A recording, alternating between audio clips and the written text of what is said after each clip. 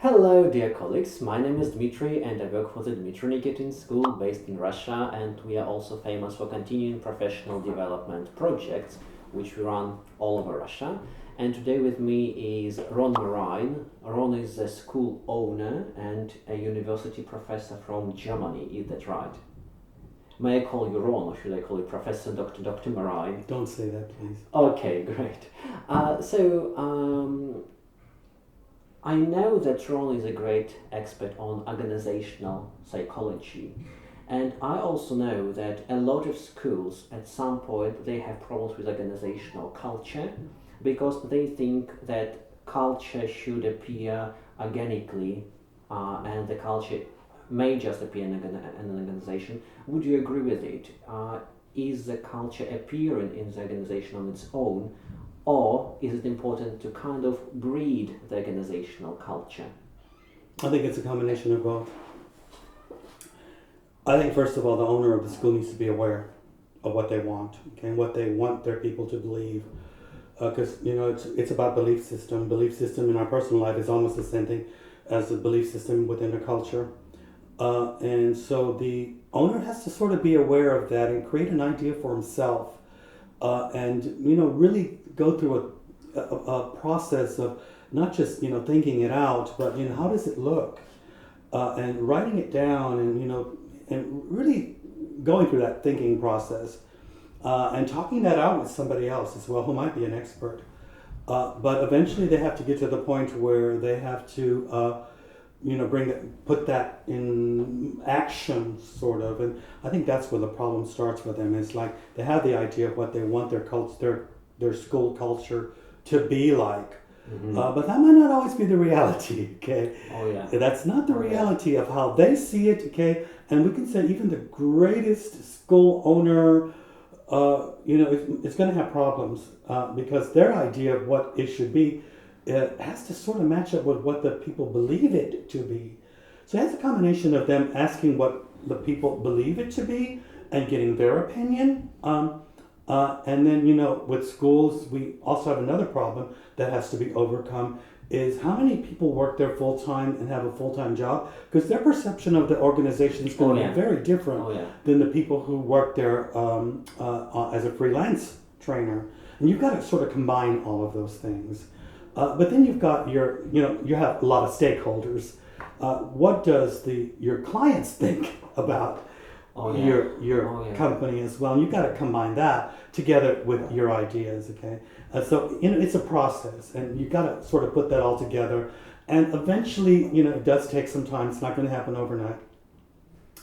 It took us well over 5 years to sort of Which get it is right. very fast, I think. Which is quite 5 fast. years, and I came with a lot of experience already into this, but still I couldn't get it right. And I knew what I wanted and how I wanted it to be, but then again we had that mixture of people who were working for us, and people who were freelancing for us, and freelancing for us just doing some in-house training, but then we had really professional trainers who highly experienced, and they also had another idea. So you've got also different kinds of freelancers as well. You've got a lot of different stakeholders who are going to help you to formulate that idea of what you might have, of what your school culture is going to be. Well, that was my question, because you mentioned that school owner may clearly understand what she or he wants the organization to be. They might clearly imagine. Clearly imagine. And that's different than when they clearly imagine.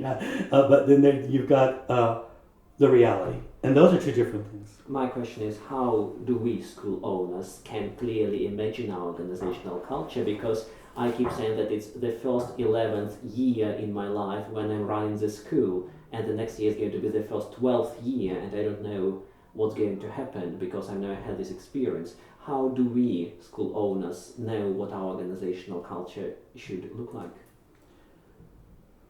If you've had this business for like 12 years, you said? It's my 11th year. 11th year. Well, when you started into the business, I'm sure you probably didn't even think about that. Oh, no. And then at some point, maybe you realize that maybe there is something happening. So, it's like a living organism. It kind of grows. And because it grows, it also changes. But you got to deal with a lot of change. and we've had to deal with all of that too. And there's a lot of things that affect that change. Is it market forces? Is it attrition going on in the organization, people coming and going? Because I always say that if you're an owner of a school, it's almost like being like Dracula in a way. I hate to say this, but you're always out for fresh blood. Okay. And these are going to always be going out. People are going to be coming and going and coming and going. So you've got this flow going on, and that's going to change the organizational culture as well. And then one of the ways that we did, and I'm just going to give an example, is how do we, had my idea, but how do we stay consistent with that and make sure that that really is staying the way I wanted it to be? So I just made it mandatory for the ones who did work for us on a permanent, were permanent employees for us, we gave some workshops for them. We always did it on a day off, and we always made it an event. Mm-hmm. We never had it in the school. We had it in a hotel. So, they got to get dressed up. It's an event for them. We had breakfast for them, a really nice. It's very special. It just made it a special event, and it has to be a special event. We get some guest speakers to come in to talk about certain topics, to help them to understand what, and you could use the word corporate culture, but just understand what organizational culture really is and explain that. And we got to educate them to what that is so that they understand. And once they understand and they understand what you want from them, they can start to contribute. So what we did was we got outside experts to come in. Now, of course, I could do it, but I'm the owner. And that's not the same thing. So you've got to get other people to come in who they don't know, but they still see as an expert, as a specialist, to do the workshops for you. And you need some workshops where you have very interactive participation with your employees. Now, with your freelancers, this is a different thing because they're the more difficult people to get on board, even though they are stakeholders, and they do have a sort of a say-so on what's going on. They want to get paid for coming, okay? And you just have to deal with that as well too. Mm-hmm. But if they want to continue getting contracts from you, they're going to willingly come and attend, and just not attend, but participate, because we do need their opinion as well too. And it's just getting everybody together in a really nice, creating a positive learning environment for them to, outside the school, for them to help you to develop that culture that you want to promote. But together with your ideas, together with what you have, and what they tell you, and then the feedback from the trainers themselves, who are, you're paying to do this, you can come up with something that's realistic, something that you can implement. But again, you have to have an implementation plan as well too. And how are you going to really, implement that? Are you going to do it with workshops? Again, other events to eventually get it where you can get it down to an idea that's something like you could put it on, on your internet side, or something that your clients are going to understand and your workers are going to understand, your teachers, everybody all together. I think, but it's a process, and it's not going to happen overnight. So because now we've been talking about something practical, around very practical, how to run a workshop on kind of establish your organizational culture, that's right. And what do you do during these workshops? If I want to run a workshop to establish or to promote organizational culture, how do I structure a workshop? How much time do we have for me to give you the answer to that question? A minute. That's so what do you include in the workshop? What's the content? What's the interaction? Well, first of all, I think I don't have to tell you how to run a workshop, okay? Because you do have to. No workshop's going to happen without content, and I think the most important. And no workshop's going to work without somebody who's a professional trainer to deliver that, okay? Because in the end, you need to meet certain goals, not just one goal. You need to meet the goal that you're educating the participants who are your workers, okay, who are the stakeholders in your school. But you also need to make sure that the content that you're delivering, or they're going to deliver, is going to give you some kind of return on investment for that. And so they're going to have to write up a report as well too, okay? So you sit down with the trainer, and I highly suggest that it shouldn't be you, okay? It really should be somebody else who knows how to do this. Should it be a person who is an insider, who is working for your company, or should it be an outsider? I believe to really get an objective result, it should be somebody that you get from the outside. Mm-hmm. I don't think that somebody who knows you and is, you're paying them to do this, they might just tell you what you want to hear, okay? And this is not what you really want. That's not going to be good for you. So the best thing is to probably pay a little bit more, invest a little bit more, and bite the bullet and dish out the money, okay? And get somebody who's an expert to do it. But that doesn't answer the question about content, because that's just getting that outsider to do it who is a professional, who knows how to do it, and deliver the content. The content, basically, they will tell you what that is.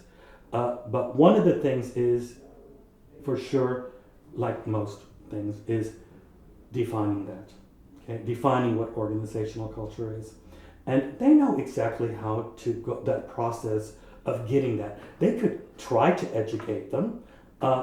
And that's one way, but that might not go over so well because your employees could maybe believe that you told them to tell them that. Okay, so you gotta be very careful. People who are very loyal to us will still sometimes, they're loyal to us because we give them a job, and they get work from us. And sometimes they don't always tell us really what's on their mind, but they will tell somebody who they don't know. We hope that they will be more open to that person. I also highly suggest that you're not there. How can we create a more transparent organization, though? How can we create an environment where people are willing telling you what's going on, when they're willing giving you productive but kind of real feedback? If I knew the answer to that, I would be a multi-millionaire, because that is the same question that major corporations ask a lot of times. How can we really create transparency? And you can read all these leadership books and management books and about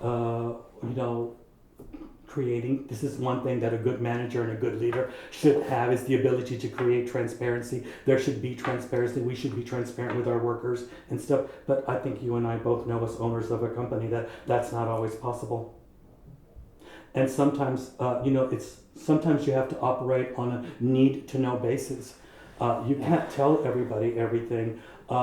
There's just things about your organization. It's not that you're not being truthful with them, but do they really need to know every single way and all the strategies and strategical management approaches that you're taking to running your business? That might not be so interesting, and actually might not always be just not something that they need to know. Okay, but there are things that they do need to know. Okay, what is your philosophy about education, and do they share that philosophy with you? That's very important. And if they don't, then why are you working together? Or are they just basically, he's giving me a job and that's it? Talking about this kind of approach, we all face people. Sometimes we employ some teachers who, it turned out later, does not fit into our school culture. How to deal with people who do not fit the school culture, or who start opposing themselves to school culture?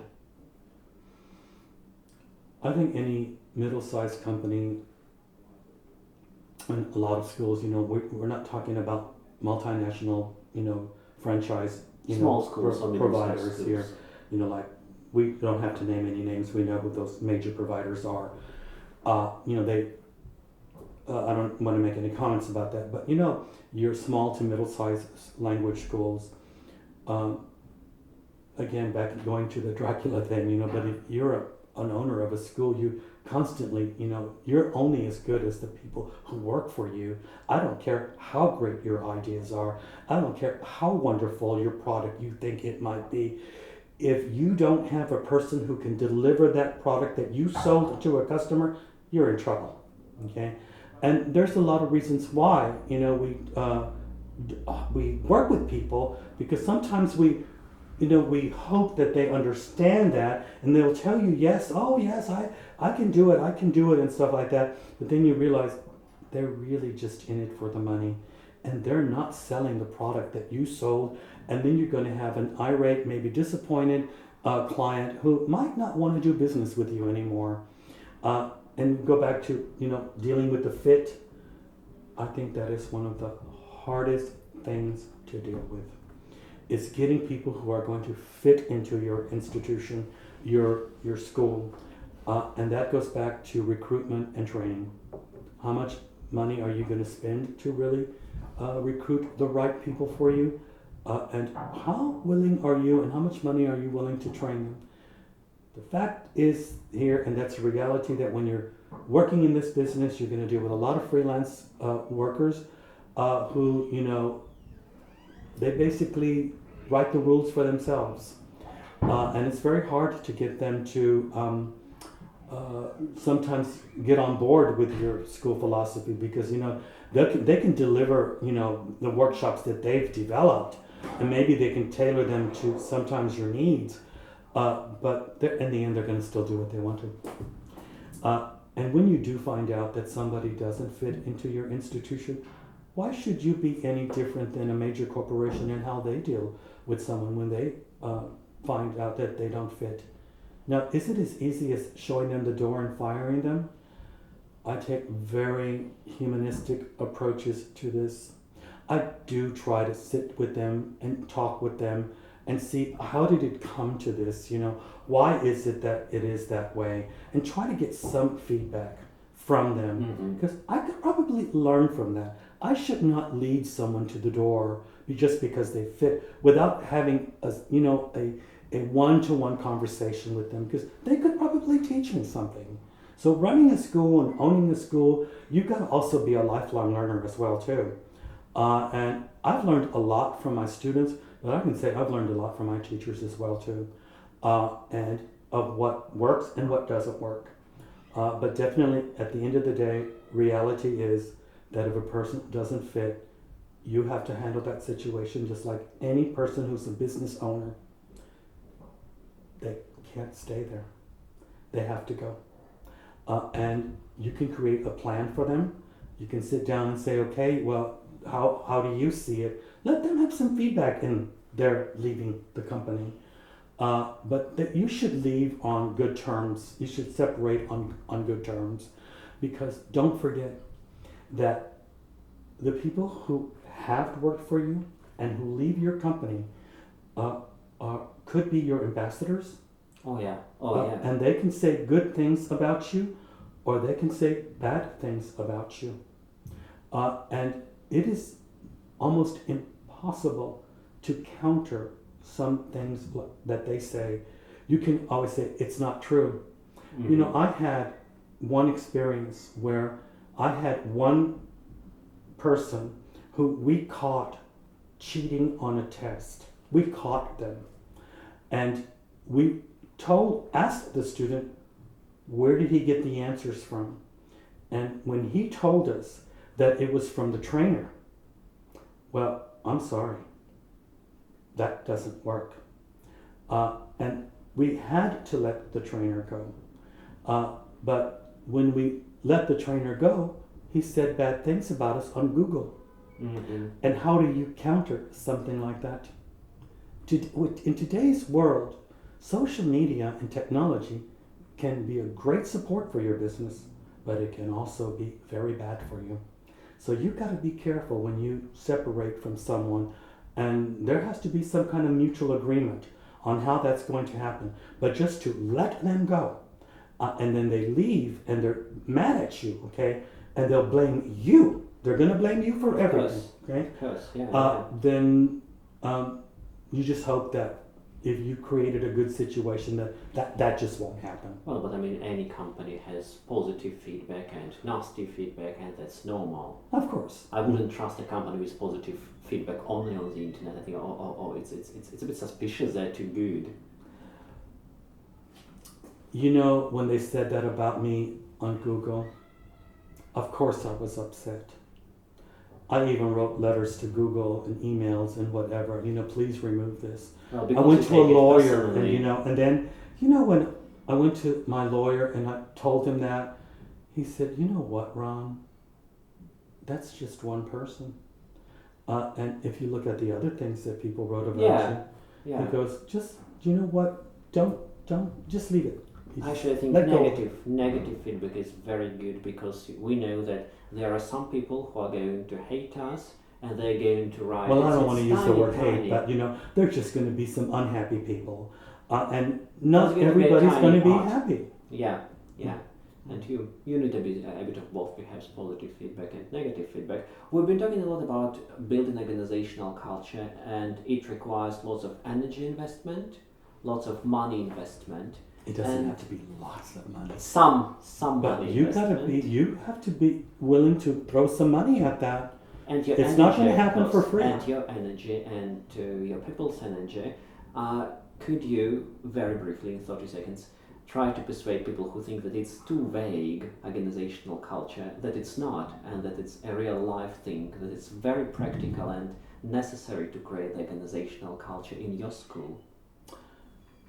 I think if anybody is a mother or a father and has children and understands that, because a person's understanding of organizational culture, we can move that. That's business perspective. But if you look at the family, what's a living organism, and it's growing and it's always changing, and there's always dynamics, and each one has their own very individual dynamics. If you can get people to understand that, and they see that, and they understand that, then they can understand that an organization is also a living organism, and it also has its dynamics. It has its ups and its downs, and it's changing. And there's our relationships going on within that organization, just like a family. Now, I don't like people who say, "Oh, we're one big happy family," because that's not the truth. Okay, we're not one big happy family, but we do share common, workplace. We see each other a lot. We spend a lot of time with each other. Let's try to create some basic rules and understanding of how this is going to work, so that work life can be pleasant. Okay. You want to create that. So that's the basis for really creating a healthy, organizational culture. So if you got that right, then you got something to build on. But if you don't have that right, it's going to be very difficult. So get that right first, okay? That everything's operating right, and that you treat your employees well, and that they feel that. Have breakfasts with them. Take them out, have special events, and try to form that family just like a family would. You got your picnics, you got your other things going on, your weekend holiday or something like that. Well, that should happen at work too. And what are you doing for your employees? It's a two-way street, okay? And is there an incentive program, and how you treat them, not just with special events, but it's incentives and things that you're giving them. Are you doing some little workshops for them to grow and develop themselves, just like a family would do? So got to take those things, and that's where it's all starts. When they see that, then they start to see organizational culture really in a very practical way. And that's going to help you to develop eventually to something that's going to lead to something that you can say is your motto. This is what we believe in. Whatever, and every corporation has it. Well, at that meet in school, life became way easier when we just wrote down our rules and the code of ethics. What can be done, what can't be done, what values we believe in, and life became easier. Life became easier. So you threw some rules down and that's it? No, we actually had a workshop, Mm-hmm. which was moderated by a professional person, and he wasn't biased at all, and he helped us to take information from our teachers, and then based on it we created Well, it's exactly what I ethics. said. Yeah. Mm-hmm. That's exactly what you are saying. Mm-hmm. Yeah, it's a bit of bottom-up approach to create. Mm-hmm. It is a bottom-up The approach. document actually. Mm-hmm. Yeah, and But I just really want to say something real quick. You can't start from the top to the bottom, because that's not going to work, and you're going to get a lot of problems as well. No. Because they're going to feel like you're forcing them on Sometimes them. it seems as if you are doing it from top to bottom, but it's not true, because first you carried out some research, you talked to a lot of people, and that it was the owner who created the document, but it's not bottom up, bottom approach, because it's simply impossible. It's not going to work because we don't know the answer to the questions, do we? Dear colleagues, thank you very much for your time. Ron, thank you very much for your time, and have a very good day. Bye for now.